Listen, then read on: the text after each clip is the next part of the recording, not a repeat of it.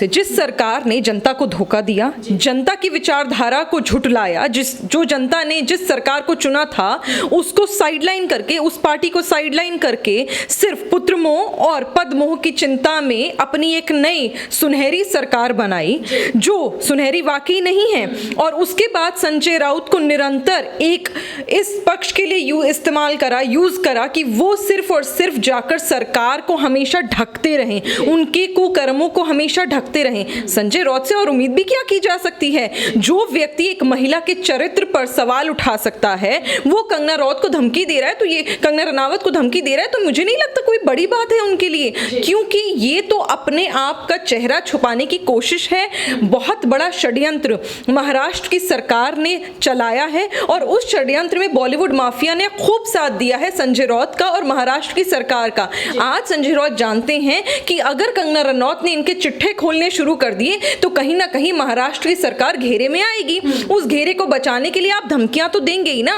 आपको पता है अगर आप पर्सनल मैसेज करेंगे तो आप ट्रैप हो जाएंगे, पर्सनल कॉल करेंगे तो आपकी डिटेल्स आ जाएंगी। पर ये तो एक तरीका है कि एक लहजे से सोशल मीडिया या बाइट के माध्यम से दे दो, सबसे इजी तरीका है, क्योंकि बाद में आप इसको मोल्ड कर सकते हैं। आज यही करा है संजय राउत ने। मुझे पता था ये आज नहीं तो कल आएगा। मैं शॉक नहीं हूं, क्योंकि मैं यही उम्मीद करती हूं महाराष्ट्र की सरकार से, जिस तरह उन्होंने अपना चरित्र दिखाया है और सुशांत सिंह राजपूत के केस को न्याय ना दिलाने के लिए उन्होंने सारे जतन कर लिए और कोई भी आवाज नहीं उठाई। मुझे लगता है ये बिल्कुल कदम उनका होना ही था, आज नहीं तो कल। जी देखिए, राजदीप सरदेसाई आज तक के एंकर है, जाने माने एंकर हैं, वो संजय राउत के पक्ष में यहाँ पर हमें नजर आ रहे हैं, कह रहे हैं कंगना रनौत के वो ट्रोल कर रहे हैं इस पे, तो इस पे क्या कहेंगे? अगला इंटरव्यू कोई शिवसेना के साथ तो नहीं है उनका? देखिए, एक ही थाली के तो चट्टे बट्टे हैं, शिवसेना के लोग हों, रिया चक्रवर्ती हों या फिर राजदीप सरदेसाई हों। मुझे किसी भी व्यक्ति के, राजदीप सरदेसाई हों या किसी भी व्यक्ति ने अगर रिया चक्रवर्ती का इंटरव्यू लिया है, मुझे उसमें कोई आपत्ति नहीं है। कल आप भी जाके लीजिए, कोई दिक्कत नहीं है, क्योंकि बिल्कुल डेमोक्रेटिक लोकतांत्रिक देश है, किसी भी व्यक्ति को मौका मिलना चाहिए अपना पक्ष रखने का।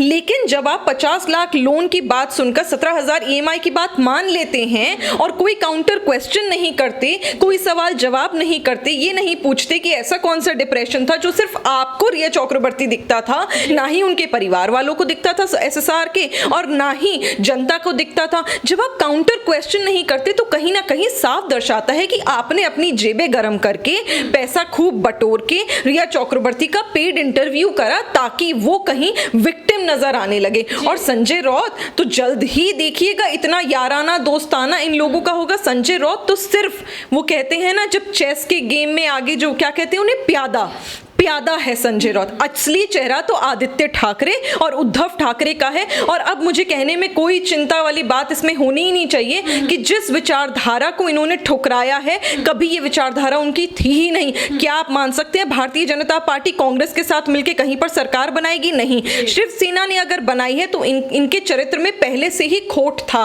और आज ये दर्शा रहा है। जब आप अपने ही सरकार में, अपने ही राज्य में, एक इतने प्यारे शहर बॉम्बे में बॉलीवुड चल रहे जिसने पूरी दुनिया पर राज किया है, उनके गलत लोगों को अगर आप पकड़ नहीं पा रहे तो मुझे माफी के साथ ये कहना पड़ेगा कि आप अपनी पुलिस को निकालिए और उन्हें कुछ और काम दीजिए, क्योंकि वो पुलिस बनने के लायक नहीं और आप सरकार में बैठने के लायक नहीं है। कंगना रनौत का तो ये भी कहना है कि जैसे कश्मीर में पाकिस्तानी आतंकवादियों का डर है, वैसे मुंबई में बॉलीवुड टेररिस्ट का डर है, तो इस पर क्या कहेंगे? तो बिल्कुल सही बात तो है। पाकिस्तान में आतंकवादियों को जमाई बनाया हुआ है, यहाँ पर आप लोगों ने बॉलीवुड माफिया अलग टाइप के जमाई बनकर बैठे हैं कि कुछ गिने चुने लोग हैं जिनको काम दिया जाएगा, कुछ गिने चुने जो लोग हैं जो पार्टीज में मिलेंगे, उसके अलावा आप आगे बात ही नहीं करते। सिर्फ नेपोटिज्म की बात हो रही है, ड्रग्स आपके सामने हो रहे हैं और आप लोग सवाल नहीं उठा रहे। आपकी पार्टीज में ड्रग्स तो ऐसे जैसे कोक या थम्स अप पीते हो। तो इन सब चीजों को जब देखने लगते हैं तो अलग तरीके आतंकवादी ही होते हैं। और बिल्कुल सही कहा है कंगना रनौत ने,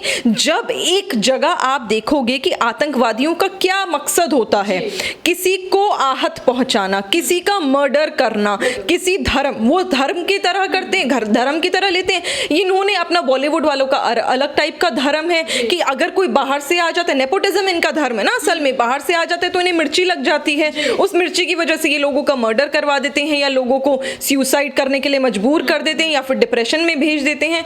तो ये सारी चीजें रीत बहुत पुरानी चलती आ रही है, पर बॉलीवुड वालों को अब समझना पड़ेगा कि अब उस पर रोक लगने जा रही है और जनता की जो बात थी वो सुनी गई। सीबीआई और ईडी की जो इन्वेस्टिगेशन है वो चालू है, जल्द ही पता चल जाएगा कि इसमें कौन कौन इन्वॉल्व था। जी देखिए, बात यहाँ पर हम बॉलीवुड की कर रहे हैं तो विद्या बालन, तापसी पन्नू और स्वरा भास्कर जैसे नाम यहाँ पर सामने आ रहे हैं जो कि लगातार अब ट्वीट कर रहे हैं। इससे पहले जब सुशांत केस आया था सामने, जब किसी की भी आवाज़ यहाँ पर बुलंद दिखाई नहीं दी थी। अभी स्वरा भास्कर ने हाल ही में एक ट्वीट शेयर किया है जिसमें गिद्ध की तरह पूरी मीडिया बनाई हुई है, बीच में उन्होंने रिया चक्रवर्ती को डाला हुआ है जैसे पूरी मीडिया उनके पीछे पड़ी हुई है। तो इस पर आप क्या कहेंगे? देखिए, रिया चक्रवर्ती के अलावा ये जो स्वरा भास्कर हैं, तापसी जी हैं, विद्या जी हैं, मैं उनकी एक्टिंग की बहुत इज्जत करती हूँ, पर अगर सच बात बोली जाए तो ये लोग तब क्यों बाहर निकल के नहीं आते अपने बिलों में से जब जमाते इस्लाम के लोग हिंदुस्तान में आके कब्जा करने की कोशिश करते हैं? ये तब क्यों बाहर नहीं आते जब कुछ लोग जाकर पुलिसकर्मियों पे, कोरोना वॉरियर्स के ऊपर, हेल्थ केयर्स के ऊपर पत्थरबाजी करते हैं, जब नर्सेस के सामने अश्लील हरकतें करते, तब आप देखिएगा इनकी कोई ट्वीट नहीं आती। तो हम ये कैसे ना माने कि अब जो ये ट्वीट कर रहे हैं रिया के सपोर्ट में और इस तरह की जो बातें कर रहे हैं, ये पेड सर्विसेज नहीं दे रहे, ये पेड काम नहीं कर रहे, इन लोगों को ट्वीट करने तक के पैसे मिलते हैं जिसके माध्यम से वो कमाते हैं। और शायद रिया चक्रवर्ती भी वन ऑफ दी प्लेयर्स थी ऐसे, क्योंकि मुझे ये लगता है कि जब कोई महिला बिना किसी बड़ी एक्ट्रेस बनी, ये मैं नहीं कह रही, रिया चक्रवर्ती जिस बिल्डिंग में रहती थी वहां के लोगों ने कहा है कि हमें तो पता ही नहीं था कि यहाँ पे रिया चक्रवर्ती नाम की एक्ट्रेस भी रहती है, या हमने देखा तो हमें पता ही नहीं चला कि वो एक्ट्रेस है। आज इतनी मजेदार, इतना महंगा वकील अगर आपने कर लिया तो पैसा कहां से आ रहा है? तो ये सारा वो पैसा है। कल को कोई बड़ी बात नहीं होगी कि स्वरा भास्कर जो एक बहुत ऊंचे दर्जे की एक्ट्रेस नहीं है, तापसी पन्नू जो बहुत ऊंचे दर्जे की एक्ट्रेस नहीं है, कल को वो भी अगर अपने आप को बचाना हो तो इस तरह का वकील या इतना महंगा वकील है ये खुद अपने साथ कर लें और अपना केस लड़वा दें। ये सब तो होना था। एक ही थाली के चट्टे बट्टे हैं, बस ये वो लोग हैं जो हिंदुस्तान के नमक खा के हिंदुस्तान के साथ नमक हरामी कर रहे हैं, वो नहीं करनी चाहिए। जी बिल्कुल। देखिए, शेखर सुमन भी यहाँ पर लगातार बने हुए हैं, ट्वीट्स कर रहे हैं। अभी हाल ही में शेखर सुमन का कहना है कि जब पूरा मीडिया यहाँ पर एक तरफा मीडिया भी देख सकते हैं, आज तक का नाम यहाँ पर आ रहा है कि जो सुशांत के परिवार को टारगेट कर रहे हैं, उनकी बहनों को टारगेट कर रहे हैं, तो कहीं क्या पैसे लेकर तो ये सब चीजें नहीं हो रही हैं? मैंने तो आपको पहले ही कहा, ये तो पेड सर्विसेज हैं जो आज तक वाले देते हैं। राजदीप सरदेसाई इस समय दे रहे हैं। मतलब मैं वो इंटरव्यू अगर मैं देखती हूँ, राजदीप सरदेसाई भी काउंटर क्वेश्चन करते तो शायद मुझे लगता कि नहीं, एक उन्होंने मौका दिया या टीआरपी के लिए कर दिया, पर ये टीआरपी का खेल नहीं, इतना छोटा खेल नहीं है जो हमने समझा। ये एक सोची समझी साजिश थी जिसमें आप रिया चक्रवर्ती को विक्टिम दिखाना चाहते थे। वो तो जनता इतनी समझदार है कि आपका गेम उन्होंने प्लान पहले ही समझ लिया और आपके इंटरव्यू का बहिष्कार करा। पर जब देखा जाए उस इंटरव्यू को तो ताज्जुब की बात यह है कि उस इंटरव्यू में आपने लॉजिकल सवाल भी नहीं पूछे। मतलब आपने एक सवाल जो उनके जवाब सुनकर, रिया चक्रवर्ती के जवाब सुनकर हमारे आपके ये घर में बैठे किसी भी आम व्यक्ति के दिमाग में आ सकते हैं, वो सवाल तक राजदीप सरदेसाई ने नहीं पूछे। तो ये क्या प्लान्ड प्रोपोगेंडा था जिसमें रिया चक्रवर्ती कह रही हैं कि मैं क्या चाहूं, मैं क्या मर्डर, मैं सुसाइड कर लेती हूं, मेरा परिवार सुसाइड कर लेगा। मतलब ये किस तरह की बातें हैं? एक तरफ आप सीबीआई के साथ कोऑपरेट नहीं कर रही हैं तभी आपको चाटा पड़ता है, एक तरफ आप ये कह रही हैं कि नहीं सीबीआई जांच ना करे, बंबई की पुलिस जांच करे, तो भी आपको आपत्ति हो रही है। तो ये क्या हो रहा है? और ये कौन सी बात है जब आपने ये कहा, इतना बड़ा झूठ उस इंटरव्यू में, और ये फिर ये आज तक के मुंह पे तमाचा है जब खुद रिया चक्रवर्ती ने ये कहा कि कॉस्टोफ्लोबिक होते थे सुशांत सिंह राजपूत प्लेन में चढ़ने से पहले। अरे भाई, आज तक का ही इंटरव्यू है, आप ही के एक रिपोर्टर ने बाइट लिया सुशांत सिंह राजपूत से बाकायदा कि 6 महीने से वो ये चाह रहे कि उन्हें लाइसेंस मिल जाए हवाई जहाज उड़ाने का। तो ये कहां से आप झूठ बोल रहे हैं? आप तो अपने चैनल को झुठला रहे हो।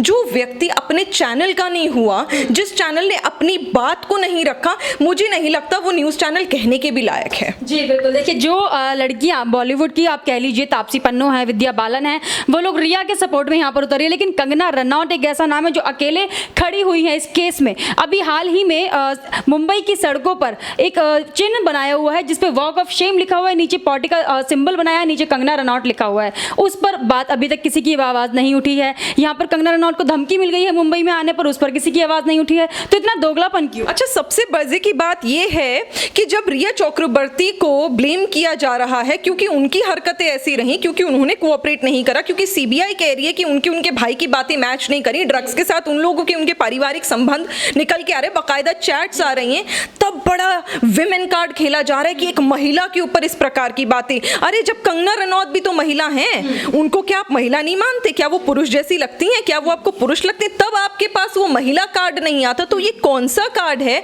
कौन सा महिला कार्ड है जो एक सिलेक्टिव ग्रुप ऑफ गर्ल्स के लिए चलेगा और सिलेक्टिव ग्रुप ऑफ गर्ल्स के लिए नहीं चलेगा? माने भारतीय जनता पार्टी या राइट विंगर हो गए उसको भी सपोर्ट नहीं करेगा, लेफ्ट विंगर होगा तो सपोर्ट करेगा। आज कंगना रनौत आपके चिट्ठे खोल रहे तो सपोर्ट नहीं करे, कल वही आपको सपोर्ट कर देंगे तो आप उनको सपोर्ट में आ जाओगे। ये दोगला रूप जो आप दिखाते आ रहे हो, जनता शायद पहले बहुत ज्यादा नहीं समझ पाई, पर अब समझ रही है, क्योंकि अब सोशल मीडिया और मीडिया बहुत स्ट्रांग हो गया है। अब न्यूज चैनल्स में पेड सर्विसेज सिर्फ कुछ ही रह गई हैं जो ऑलरेडी बॉलीवुड के लोग कर रहे हैं। तो ये सारी जो जलेबी इमरतियां इन लोगों ने बनाई हैं वो धीरे धीरे परतें खुलती जाएंगी और पता चल जाएगा कि वाकई ये क्या था, सुसाइड था या मर्डर था, और मर्डर था तो किसने किया था। जी बहुत बहुत धन्यवाद आपका। ये थे हमारे साथ निखत अब्बास, बीजेपी प्रवक्ता। इनका यही कहना है जो लेफ्टिस्ट का दोगलापन है वो सामने तो आ ही रहा है। इस पर आपका क्या कहना है हमें कमेंट करके जरूर बताइएगा। हमारे साथ ऐसे ही बने रहिए, देखते रहिए द राज धर्मा।